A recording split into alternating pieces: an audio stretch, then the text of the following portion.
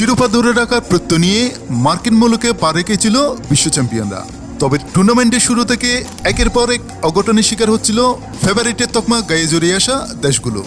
বারবার এমন ঘটনার পুনরাবৃত্তি হওয়ায় কিছুটা শঙ্কা ছিল বিশ্বজুড়ে থাকা কোটি কোটি আর্জেন্টাইন সমর্থকদের মনে। শঙ্কা ছিল আর্জেন্টিনাও কি একই ঘটনার পুনরাবৃত্তি করবে কিনা। তবে প্রথম ম্যাচে আলজেরিয়ার বিপক্ষে মাঠের খেলা সব শঙ্কা উড়িয়ে দিল আলবিসেলেস্তারা। প্রতিপক্ষদের বার্তা দিয়ে রাখলেন এবারের বিশ্বকাপেরও শিরোপার অন্যতম দাবিদার দক্ষিণ আমেরিকার এই দেশটি। যে গ্রুপে নিজেদের প্রথম ম্যাচে আলজেরিয়ার বিপক্ষে মাঠে নামে আর্জেন্টিনা, যেখানে অধিনায়ক লিওনেল মেসির হ্যাট্রিকে ৩-০ গোলে জয় নিয়ে বিশ্বকাপ অভিযান শুরু করে চ্যাম্পিয়নরা। এমন দুর্দান্ত জয়ের পর ২০২২ কাতার বিশ্বকাপের মতো যুক্তরাষ্ট্রীয় শিরোপা জয়ের স্বপ্ন দেখছে মেসি বাহিনী।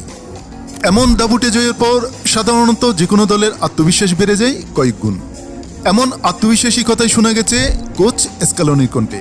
বিশ্বকাপজয়ী এই কোচের মতে আর্জেন্টিনাকে হারানো যে কোনো দলের পক্ষেই কঠিন। এক সংবাদ সম্মেলনে স্ক্যালোনি বলেন, এই দল জানে যে যে কেউ আমাদের হারাতে পারে। একটু বেশি আত্মবিশ্বাসী হয়ে গেলেই যে কোনো প্রতিপক্ষ জিতে যেতে পারে। এই বিশ্বকাপে অদ্ভুত এবং কঠিন ঘটনা ঘটছে। আমরা যদি সবকিছু ঠিকঠাক করতে পারি তাহলে আমাদের হারানো কঠিন হবে। ২০১৮ রাশিয়া বিশ্বকাপে নিজেদের প্রথম ম্যাচে আইসল্যান্ডের বিপক্ষে ড্র এবং সর্বশেষ ২০২২ কাতার বিশ্বকাপে সৌদি আরবের বিপক্ষে হাত দিয়ে টুর্নামেন্ট শুরু করেছিল আলবিসেলেস্তারা। তবে আলজেরিয়াকে হারিয়ে সে বাধা অতিক্রম করেছে চ্যাম্পিয়নরা।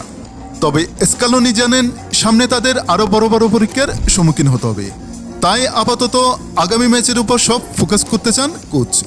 পরবর্তী লক্ষ্য নিয়ে আর্জেন্টাইন মাস্টারমাইন্ড বলেন, শেষ পর্যন্ত পৌঁছানোর জন্য এখনও অনেক পথ পাড়ি দিতে হবে, কিন্তু জয় দিয়ে শুরু করাটা সবসময় ভালো। এটা নিঃসন্দেহে সবকিছুকে শক্তিশালী করে তোলে।